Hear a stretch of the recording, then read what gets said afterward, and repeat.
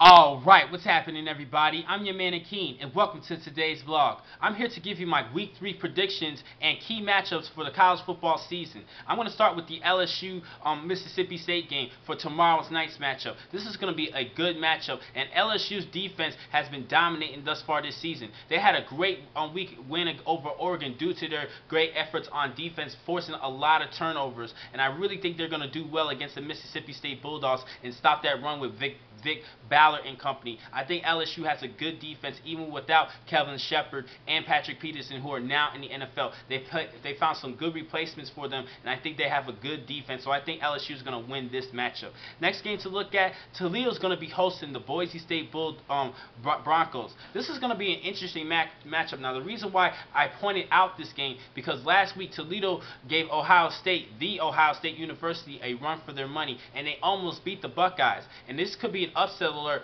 for Boise State, but I really don't think this is going to happen. I think Kellen Moore is going to control this game and have a couple passing touchdowns with a good victory for the Broncos. So I'm going to have to go with Boise State in this one. Next game to look at, Iowa State is going to be playing at Connecticut. This is an interesting matchup because last week Iowa State had a big win over Iowa in-state rivalries, and I think they're going to do well against the Connecticut Huskies. But you do have to look at their running back, McCombs, for Connecticut. He's becoming a good replacement for Jordan Tobin. He's averaging over 5 yards per carry, 5.1 to be exact. He's a good running back, and I think the Cyclones are going to have to key on him on defense. But I'm still going to go with Iowa State for this match. Next game to watch is a good match to watch at Maryland. Maryland's going to be hosting the West Virginia Mountaineers. This is going to be an interesting matchup because Maryland came off with a big win over Miami, a good speedster team. But I think Dana Holgerson's offense for West Virginia is going to dominate in this game and just outdo the performance for Maryland's side.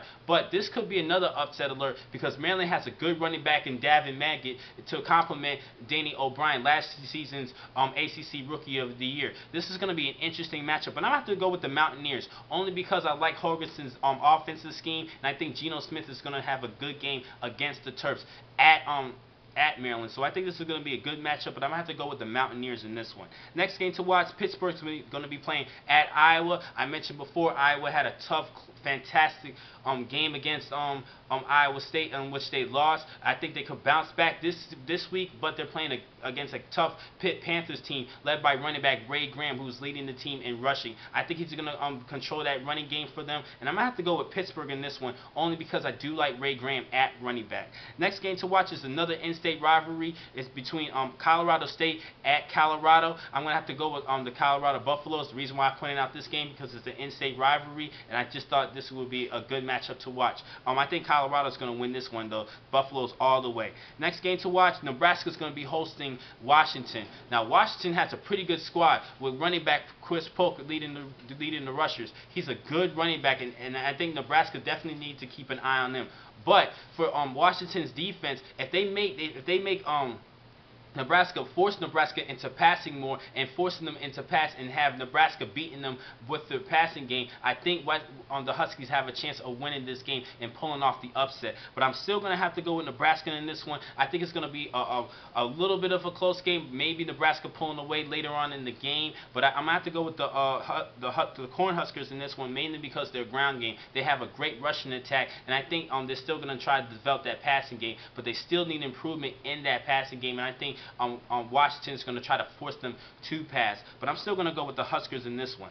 Next game to look at, Auburn's going to be playing at Clemson. Now, this is an interesting matchup because Clemson almost beat Auburn last season. Now, Auburn does not have Cam Newton at quarterback. Plus, they do not have a good defense. They're in the hundreds in total defense, hundreds in the 100th ranked in the nation in total defense, and that's pretty bad because Clemson has a good offensive weapons with Taj Boyd leading the way at quarterback. They got good receivers in Boykins and a good running backs with Mike Bellamy and Andre Ellington. They have a good tandem at running back, and it's going to be a tough game for Auburn. I think Clemson's going to win this one because the Auburn defense has just been playing terrible this season, and I think Auburn's luck is just going to run out against the Clemson Tigers. So I'm going to call off with an early upset. Next game to look at, Tennessee is going to be playing at number 16 Florida. Tennessee is going to be playing in a hostile environment in the swamp. This is going to be a tough matchup. Tyler Brady is going to be put to the test for this game. He had 4 TD passes last week against Cincinnati, but I think he's going to have a tough game against the Florida Gators. Plus, the Florida Gators offense looks like they're having a good tempo with that, with Chris Rainey and John Brantley leading the way at quarterback. I think they're getting their offense together, and I think they're going to stop Tennessee's offense with Florida's defense. So I'm going to have to go with the Gators in this SEC matchup. Next game to look at is a revenge game between the number 3 Texas, my Texas Longhorns, that's why I'm wearing this jersey, against UCLA Bruins. This is going to be a good revenge game for Texas. I really think Texas is going to win this game because UCLA has been struggling this season. They lost to Houston in their season opener, and last week they struggled against San Jose State, and I think Texas is going to beat them, even with split time at quarterback between David Ash and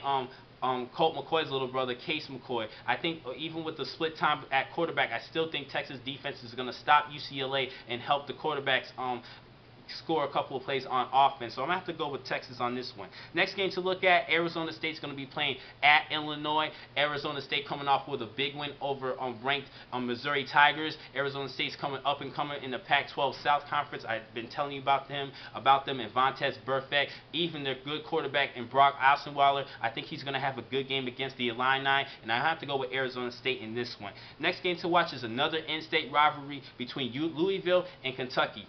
Kentucky had a comeback victory last week, and I'm going to have to go with Kentucky in this one. Louisville struggled against a decent Murray State Racer team, but I think even with that tough that close win against Murray State, I'm going to have to go with Kentucky in this one, only because they had a good comeback last week, and I think they have a better defense than Louisville.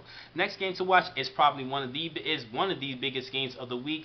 Miami of Florida, the U is going to be playing at home against the Ohio State Buckeyes. This is going to be a good matchup. I believe that Ohio State has a better defense, but Miami's having some of their key players like Sean Spence and Ray Armstrong coming back on defense and keeping up with the speed on defense. I really think Miami is going to pull an upset in this one. They're playing at home. They're getting their players back. Plus, Ja'Cory Harris is going to be starting at quarterback. I think he's a little bit better than Stephen Morris. I think Ja'Cory Harris is going to come up with a couple of big plays for the Miami Hurricanes, and I think Miami is going to win this one. Next game to look at, another in-state rivalry between BYU and Utah.